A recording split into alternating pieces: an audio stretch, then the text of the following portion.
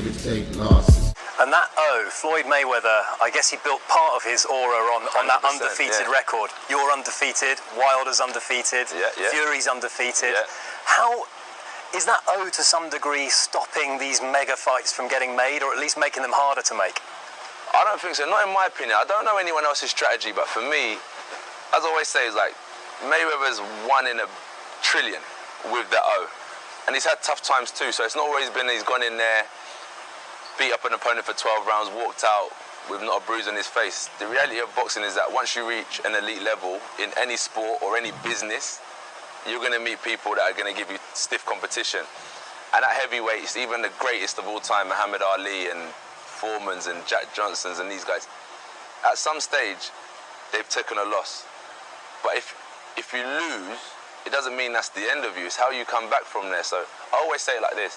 Most champions are 2-time heavyweight champion of the world, 3-time heavyweight champion of the world, because they've achieved, they've made a mistake, they've learned and come back better. And that's just the way of life, and that's the way in sport and business. So I read a lot of inspirational books, and you hear of businessmen making certain decisions that didn't work out for them at the time.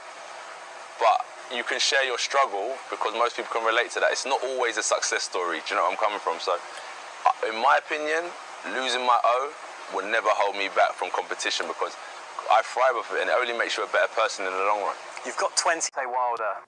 Just take things into your own hands. That's why I never leave it to the judge's opinion, and that's why I've tried to always go for the knockout or stoppage in my fights. Let's talk quickly about the future. Deontay Wilder, he's been very vocal, as have a few other people on social media. Is Deontay the fight you want in 2018? Yeah, why not? It's as simple as that. And I've always done my business, you know, in the gym. I'll give them a little bit on social media and stuff like that.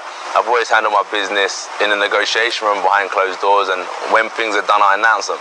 I'm not in the business of making promises that I can't fulfill. That's why I'm working on getting this fight done.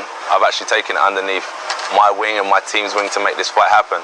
2018, providing that Deontay Wilder is true to his word, you'll see this fight happen.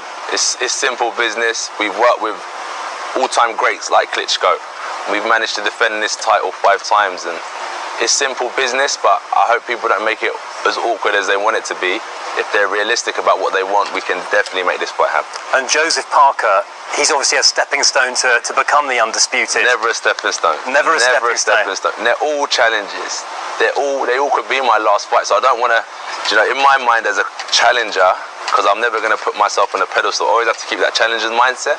So I can't look at Parker, I can't look at the up-and-coming heavyweight as a stepping stone, because in the heavyweight division, I think one mistake, you know, it's like snakes and ladders. You go back down the ladder and got to work up again. So Parker's definitely a real challenge.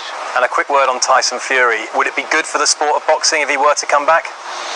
To a certain degree. You know, I'm always quite positive about other fighters. Sometimes there's a lot more I could say and be a lot more reckless, but I'm going to keep very professional, and I'll say I wish Tyson Fury the best. You know, it'll be great to see him back, because it's not what he says. I'm not interested in that. It's just a fight that people want to see, and providing he's back, it's a fight that I'll make happen. And as they all say, it'll be one of the biggest boxing fights in history. So let's make people proud. You said in a recent interview that you wouldn't like you were uncomfortable comparing yourself with Ali and Mike Tyson. If you become the first heavyweight in history to unify all the belts, would you feel that you were in that category? 100%. Because we've done something incredible, tangible, and we have the assets to prove it. And that's what I always say is that, like, the proof's in the pudding. When I negotiate the fight, once it's done, I will announce it. I don't like to talk about it.